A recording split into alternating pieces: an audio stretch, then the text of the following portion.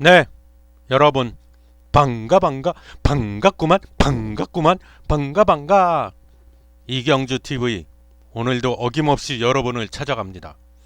오늘의 선정 종목은 빠밤 녹십자입니다. 여러분, 녹십자입니다. 네, 녹십자 주주 여러분들 파이팅 하시고요. 자, 오늘도 어김없이 달려보겠습니다. 먼저 녹십자 관련 이슈, 늘 그렇듯이 관련 이슈를 먼저 체크해 보겠습니다. 관련 이슈는 뭐 아시는 바와 같이 코로나19 바이러스 관련 혈장 치료제 이슈가 있습니다. 네, 혈장 치료제란 좀 생소하죠? 혈장을 활용한 치료제다. 이게 바로 혈장 치료제란 거고요. 그렇다면 또 혈장이란 또 뭐야? 혈장은요, 혈액 속에 여기 보시면은 여기 제가 지금 마우스 커서로 가리키고 있죠. 여기 보면 백혈구가 있고 적혈구가 있고 뭐 혈소판이 있고 이렇습니다. 혈소판은 가려졌네요. 혈소판은 참고로 피를 굳게 만들어서 우리가 출혈이 났을 때 빠른 시간 안에 피가 멎도록 만들어주는 그런 역할을 합니다. 그래서 정의를 하면 혈장이란 혈액 속에 있는 적혈구, 백혈구, 혈소판 등을 뺀 담황색을 띠는 중성의 액체다 이겁니다. 액체. 바꿔 말하면 혈액에서 적혈구나 백혈구 이런 혈구가 떠다니는 액체 성분을 의미한다. 그게 뭐다? 혈장이다 이겁니다. 그래서 이런 혈장을 활용해서 만든 치료제가 혈장 치료제다. 빠밤. 그렇습니다. 이해하셨죠? 예. 그럼 혈장 치료제의 기본 원리는 뭐냐? 코로나19에 감염이 됐다 이제 완치되신 그 환자분들이 있잖아요. 그래서 그 완치자분들의 혈액 속에는 그 완치가 됐기 때문에 중화 스파이크 단백질에 달라붙는, 그래서 그 세포막과의 결합을 막아주는 그런 중화 항체가 이미 만들어져 있습니다. 그래서 이 완치자의 피를 얻어갔고요. 그 피에서 혈장을 따로 분리를 해내갖고 그 분리해낸 혈장을 코로나19 감염자 몸속에 넣어주면 이는 곧 중화 항체를 넣어주는 것이나 마찬가지다. 이게 치료제 기본 원리. 왜냐하면은요, 혈장 안에는 그 완치자의 혈장 안에는 중화 항체가 만들어져서 들어있기 때문입니다. 그렇기 때문에 혈장을 집어넣어 주는 것은 곧 중화 항체를 직접 집어넣어 준 거나 동일한 효과를 볼 수 있다. 이게 혈장 치료제의 기본 원리인데요.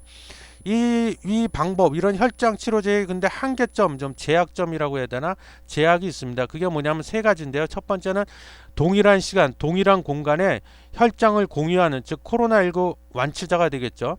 그 혈장을 주는 그 공여자하고 받는 사람, 뭐 환자겠죠. 받는 사람이 동시에 존재해야 된다. 그러니까 둘이 나란히 앉아갖고 한쪽에서는 혈장을 주고 한쪽에서는 혈장을 받고 이렇게 돼야 된다는 거예요. 그래서 같은 시간 같은 공간 안에 두 사람이 있어야 된다는 점이 좀 제약점이고요. 그 다음에 공여자가 충분한 항체를 갖고 있는지 이것도 수시로 그때그때마다 확인을 해줘야 된다는 겁니다. 그리고 마지막 세 번째 한계점은 공여자와 받는 사람 간의 또 혈액형 문제. 이게 혈액형이 또 뭔가 안 맞거나 그러면은 그 공여를 할 수가 없나 봐요. 그래서 이 세 가지 한계점이 있다. 혈장 치료제 다 좋은데, 그래서 이걸 극복하기 위해서 우리 인간이 또 얼마나 위대합니까? 한계에 전혀 절대 굴복하지 않지 않습니까? 이걸 극복해내기는 방안을 찾았는데, 그게 뭐냐면 사전에, 즉 미리 그 코로나19 바이러스에 감염됐다 다 나으신 분, 완치자의 혈액을 미리 받아갔고요. 혈장만을 따로 모아요. 다 모아놓은 다음에 이 중에서 항체만을 뽑아낸 다음에 이 항체를 고농도로 농축을 시켜 만드는 방법이 있습니다. 그래서 이게 이렇게 해서 만든 것이 혈장 치료제인데, 이게 그래서 위의 세 가지 혈장 치료제의 일반적으로 갖고 있는 그 한계점 세 가지를 극복해냈다. 그런데 이렇게 해도 여전히 제약은 좀 따른다. 그게 뭐냐면, 이건 근본적인 한계죠. 완치자의 혈액이 피가 있어야만 한다는 거예요. 그리고 따라서 대량 생산에는 좀 제약이 있다. 뭐 공장에서 막 두부를 찍어내듯이 그렇게 대량 생산하는 데는 한계가 있다. 하지만 장점이 있습니다. 이거는 주로 중증 코로나19 감염자 그 환자들 중에서도 아주 중증 환자, 위증 환자에 맞는 치료제다. 이게 장점이고, 참고로요, 그 셀트리온에서도 항체 치료제 만들고 있잖아요. 물론 그거는 뭐 혈장 치료제하고는 특성이 다르지만, 이 셀트리온에서 만들고 있는 항체 치료제는요, 주로 그냥 참고용으로 말씀드리는 겁니다. 주로 경증 환자용 치료제라고 해요. 이거는 그래서 좀 차이가 있다. 그래서 그럼 여기서 이제 중요한 게 우리 주주 여러분들 입장에서 중요한 게 있죠. 관건은 그럼 녹십자의 혈장 치료제 개발 현황이 어떠냐? 제가 그 IR 담당자하고 통화를 해봤는데요. 제가 일단은 좀 약간 감명을 깊게 받았습니다. 왜냐하면 제가 이게 IR 담당하시는 분들하고 평소에 통화를 자주 해보면 좀 느끼는 건데 그때그때마다 달라요. 그때그때 달라요. 무슨 말이냐면 어떤 분들은 굉장히 성의 없이 마치 귀찮다는 듯이 야 전화 끊어 이런 투로 다 귀찮다는 듯이 이렇게 응대해 주시는 분이 있고 또 반면에 어떤 분은 귀찮은 건 아닌데 성실하게 성심성의껏 답변을 해주고 싶은데 자기도 잘 몰라 지도 잘 모르니까 막 얼버무리는 스타일이 있고요. 그 다음 마지막 세 번째 친절하면서도 아주 또 아는 게 많어 박식해가지고 아주 자세하고 구체적으로 설명해주는 이런 여러 가지 스타일이 있어요. IR 담당하시는 분들도 제가 느낀 건데 근데 제가 통화를 해봤는데 녹십자는 아주 이상적인 분이시더라고요. 아시는 것도 많고 그래서 자세하게 설명도 가능했고 그 다음에 아주 친절하게 100가지 1000가지를 물어봐도 전혀 귀찮아하는 기색 없이 아주 친절하고 명랑하게 답변을 해주시더라고요. 그래서 제가 들은 바를 그대로 전달을 해드리겠습니다. 지금 현재 녹십자에서 개발하고 있는 혈장 치료제는 현황이 어떠냐? 임상 2상 단계라고 하네요. 임상 2상 단계고 12월 18일 기준으로요.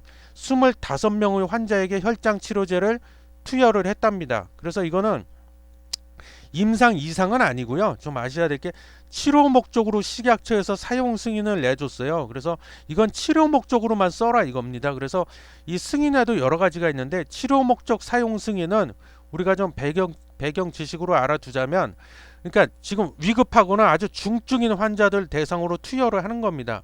그래서 이거는 왜 이걸 투여하도록 허락을 해주냐면 식약처에서 워낙 위독하기 때문에 그리고 또 하나는 다른 대체할 만한 의약품이 없다고 판단을 했기 때문에 이렇게 사용을 해도 좋다고 허락을 해주는 거거든요. 그게 치료 목적 사용 승인. 그래서 25명 환자한테 현재 이 치료 목적 사용 승인을 받아가지고 혈장 치료제를 투여를 끝냈다고 하네요. 그리고 이것과 이제 별개로 진행하는 게 임상인데 아까 앞서 제가 임상 2상 단계를 진행 중이라고 했잖아요. 그래서 임상 2상 관련해서 또 물어봤더니 지금 현재 50명까지 그 환자를 모집을 했답니다. 모집했고 최종 모집 인원 목표치는 60명이랍니다. 60명까지 모으는 걸로 모집을 하고 있고 그래서 이들에 대한 결과 데이터 이거는 뭐예요? 이건 치료제잖아. 백신이 아니잖아요. 그러다 보니까 이제 혈장을 그 환자들한테 60명한테다 넣어주고 나서 그 결과 이게 얼마나 효능이 있는지를 좀 지켜봐야 되잖아요. 그게 약 20일 정도 걸린다고 해요. 그래서 이게 효능이 있다 없다 이제 판단을 해야 되는데 그 결과에 대한 데이터는 빠르면 언제 나오냐? 빠르면 12월 말, 조금 늦어지면 다음 달 1월 중으로 나올 예정이라고 하네요. 결과가. 그래서 이 데이터를 토대로 해서 이제 조건부 사용 승인을 식약처에다 신청할 예정이라고 해요. 그래서 언제쯤 신청할 겁니까? 그랬더니 신청 예정 일정은 아직은 나와 있지 않은 상태라고 아주 친절하게 설명을 해 주시더라고요. 그리고 한 가지요. 그 신문 기사나 이런 데 보면은 뉴스나 이런 걸 보면 그 식약처 관련해서 사용 승인이 났다 뭐 아니면 사용 승인이 임박했다 이런 얘기들이 많이 나오고 있는데 그것과 관련해서 제가 아주 간결하게 요약을 해드릴게요. 헷갈리거든요. 이게 사용 승인도 치료 목적 사용 승인이 있고 조건부 사용 승인이 있고 긴급 사용 승인이 있습니다.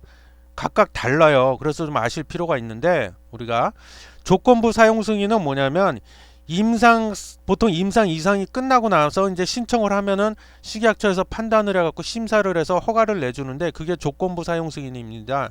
그 뭐냐 말 그대로 조건이 달려 있어. 내가 사용 승인은 해주는데 단 조건이 있다. 그걸 지켜라. 그게 뭐냐면 임상 3상까지는 반드시 꼭 진행한다는 조건으로 승인을 내주는 겁니다. 그러니까 이 조건부 사용 승인을 받고 나서 임상 3상을 안 하면 안 돼요. 그럼 바로 취소가 됩니다. 그게 조건부 사용 승인이고요. 우리나라에는 현재 의약품에 대해서 보면은 긴급 사용 승인은 없대요. 우리나라는 조건부 사용 승인만 있다고 하네요. 그래서 근데 단 의료기기가 뭔지 아시죠? 의료기기에 한해서는 우리나라도 긴급 사용 승인 제도가 있다고 합니다. 그럼 긴급 사용 승인은 뭐냐? 이건 주로 미국에서 내주는 거래요. 우리나라에는 긴급 사용 승인이 없고 그래서 이건 말 그대로 긴급하게 그러니까 임상 3상 다 마치고 그 다음에 3상에 대한 그 추적 관찰 기간까지 다 완벽하게 끝나고 그게 아니라 워낙에 긴급하다 보니까 예를 들면 환자가 폭증을 한다거나 뭐 대체할 의약품이 없다거나 그럴 때 긴급히 말 그대로 긴급 사용 승인이잖아요. 그래서 임상 2상 3상 단계에서도 긴급 사용 승인을 내주는 경우가 있어요. 이거는 워낙 사안이 급박할 때 주로 미국에서 내주고 우리나라에는 없어요. 그리고 아까 얘기했지만 치료 목적 사용 승인 그거는 뭔지는 아까 제가 사전에 설명을 드렸죠. 예, 그렇습니다. 그래서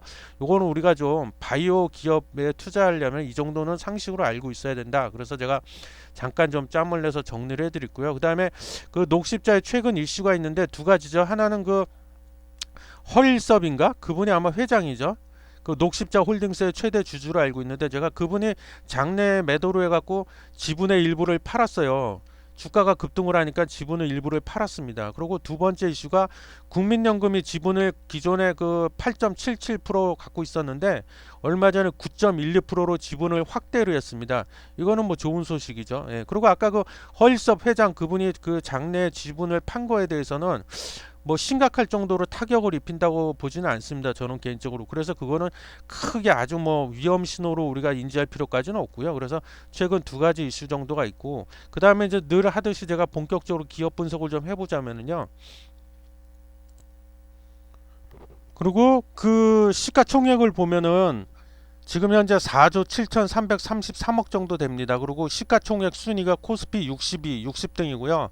상장 주식 수가 의외로 좀 적은 편이에요. 1168만 주밖에 안 돼요. 1168만여 주. 그리고 외국인 소진율 이건 좀 높네요. 외국인이 좀 지분을 많이 들고 있다고 봐야겠죠. 18.8%가 됩니다. 그리고 퍼가 108배. 동일업종 퍼와 비교해 보면 동일업종 퍼는 107배인데 그 녹십자의 퍼가 현재 108배. 그러니까 이거는 뭐 저평가돼 있다, 고평가돼 있다 말하기엔 좀 곤란하고 뭐 적당하게 좀 평가돼 있다 이렇게 보시면 되겠죠. 그리고 지배 구조를 보면은 최대 주주 및 특수관계인을 보면은 최대 주주는 녹십자 홀딩스고요. 지분율이 50.06%입니다. 그래서 굉장히 지배 구조만 놓고 보면 비교적 안정적이다. 우리가 이렇게 볼 수 있겠죠. 그리고 재무 구조는 자산이 1조 9천억 맞네요. 그 중에서 유동자산이 9,740억. 요거는 조금 좀 실망스럽네요. 그리고 자산 중에서 현금으로 들고 있는 거, 그리고 현금성 자산 합치면 526억. 요것도 좀 조금 아쉽네요. 너무 적어. 그리고 외상으로 판 거, 매출 채권, 그리고 기타 받을 돈이 있는 거, 기타 채권 합치면 4천억 정도. 요것도 조금 좀 그러네요. 그 재고 안 팔려서 쌓아둔 재고 자산이 4,250억. 그리고 이제 부채, 빚이 총 얼마냐? 7,870억. 자산이 1조 9천억, 약 2조 정도 되는데 총 부채가 7,870억. 뭐 양호합니다. 1년 안에 갚아야 되는 유동 부채는 5,176억이고요. 단기 차입금이 조금 좀 많네요. 이거 아쉽네요. 2,890억. 대출 받거나 빚낸 게 2,890억. 요건 단기로 빨리 갚아야 되는 거예요. 2,890억. 그리고 자본 총계 자기 자본은 1조 1,080억. 양호합니다. 이익 잉여금 매 분기마다 순이익 또는 손실을 나서 그걸 다 합산한 금액이 2020년 그 9월 3분기 기준으로 7,654억이 있다. 뭐 양호합니다. 그다음 손익계산서 중요하죠. 요거는 기준이 2020년 1월부터 9월까지 총 9개월간을 합산한 겁니다. 매출액이 8,910억. 이 중에서 매출 원가가 뭐 이렇게 원가가 많이 들지? 6,146억이 원가가 든대요. 판매 및 관리비, 판관비, 직원 월급이라든가 뭐 임대료 이런 거 기타 등등 뭐 해서 관리비가 2,140억이 들어가고 제일 중요한 게 영업이익 올해 1월부터 9월까지 9개월간 영업이익이 627억이 났습니다. 좋습니다. 근데 전년도 작년과 비교를 해보면 작년에는 560억인데 한 100억이 조금 안 되죠. 그 정도가 좀 영업이익이 좀 증가했어요. 그리고 분기 순이익이 720억. 전년도 동기 때는 308억밖에 안 됐어요. 근데 2배 이상 점프를 했네요. 올해 들어서는. 예, 좋습니다. 그리고 현금 흐름표 중요하죠. 영업으로부터 창출된 현금 흐름. 이거는 뭐냐면 그 녹십자가 열심히 영업 활동을 해갖고 영업을 해갖고 법인 통장에 들어와서 꽂힌 현금 94억이 현금으로 들어왔다는 거예요. 좋은 겁니다. 투자 활동 현금 흐름 어딘가에 492억을 썼다는 거예요. 돈이 빠져나갔다는 겁니다. 어디에다 주로 돈을 썼나고 봤더니 유형 자산을 취득하는 데다가 414억을 썼다. 여기서 말하는 유형 자산은 뭐 땅을 산다든가 공장을 짓는다든가 아니면 공장을 산다든가 뭐 기계 장치 뭐 설비를 새로 사서 뭐 들인다든가 이런 걸 얘기하는 거예요. 유형 자산, 눈에 보이는 그런 자산, 이거 취득하는데 사는데 414억 썼다. 나쁘지 않죠. 투자한 거니까. 재무활동 현금 흐름, 이거는 돈이 빠져나가는 게 좋은 건데 사실 그게 빚을 갚아나가고 있다는 의미니까. 근데 좀 아쉽게도 565억이 거꾸로 회사로 들어와 버렸네요. 돈이 어디서 이렇게 들어왔나고 봤더니 단기 차입 부채란 말이 빚이잖아요. 단기 차입으로 들어온 부채가 6,823억이에요. 아, 요 부분이 조금 아쉽네요. 그래서 6,823억을 지금 끌어왔는데 뭐 괜찮습니다. 그 밑에 보시면 단기 차입 부채를 상환이라는 건 뭐예요? 갚았다는 거잖아요. 빚을 5,213억을 또 갚았어요. 그러니까 갚고 또 빌리고 또 갚고 빌리고, 빌려도 제때 약속한 날짜에 잘 갚기만 하면 뭐 문제될 거 없지 않겠습니까, 여러분? 그죠? 잘만 갚으면. 그래서 5,213억이 회사 밖으로 돈이 빠져나갔다. 그래서 과로가 처진 겁니다. 그래서 현금 흐름도 뭐 그럭저럭 조금 아쉬운 부분이 없지 않아 있는 건 사실인데 뭐 아주 나쁘다고 뭐 낙제라고 할 수는 없고요. 손익계산서도 뭐 그럭저럭 양호하고 재무 구조도 이 정도면 그럭저럭 좀 양호하고 지배 구조도 비교적 안정적이다, 그렇게 판단을 하고 결론을 내릴 수가 있겠네요. 그럼 이제 마지막으로 늘 그렇듯 가장 중요하죠. 주가 차트를 좀 볼까요? 오늘이요, 그 2020년 12월 18일 금요일이고요. 지금 시각이 오후 2시 54분인데요.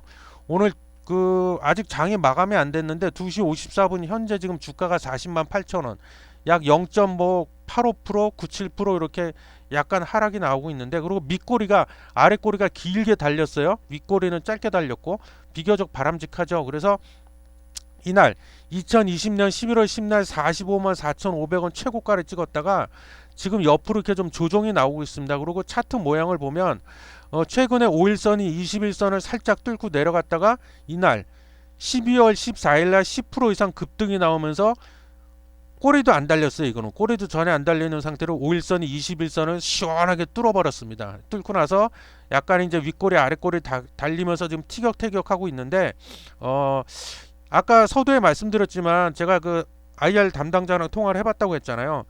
임상 이상에 대한 아직 결과가 안 나왔고, 그렇기 때문에 당분간은 제가 주가 전망을 해본다면 옆으로 기지 않을까. 당분간은, 그때까지는 좀 옆으로 횡보하는 그런 주가 모양이 그려질 것 같고요. 지금 현재 오늘만 기준으로 놓고 보면은 5일선, 21선, 61선, 121선이 정배열을 그리면서 이제 아름다운 차트 모양을 만들어 가려고 하고 있어요. 그래서 이제 관건은 이게 과연 전고점인 2020년 11월 10날 기록했던 45만 4,500원을 뚫을 거냐 못 뚫을 거냐가 관건인데, 그 임상 이상에 대한 뭔가 윤곽이 드러나기 전까지는 이게 좀 뚫는 거는 좀 어렵고 옆으로 당분간 계속 기지 않을까, 아까 말씀드렸지만 그런 생각이 강하게 듭니다. 그래서 신규 매수를 적극적으로 고려하고 계신 분은 며칠만 좀 조금만 더 상황을 좀 지켜보자, 그렇게 말씀드리고 싶어요. 물론 성격이 급하시거나 나는 이거 여유 떠냐 막말로다 뭐 그런 분이 얼마나 되겠습니까만은, 그래도 혹시라도 막말로다 나 이거 뭐 날려먹어도 상관없어, 그러신 분이면 지금 이렇게 조정 나올 때 들어가 보시는 것도 저는 뭐 뜯어 말리고 싶진 않습니다. 하지만 제가 권장하는 바는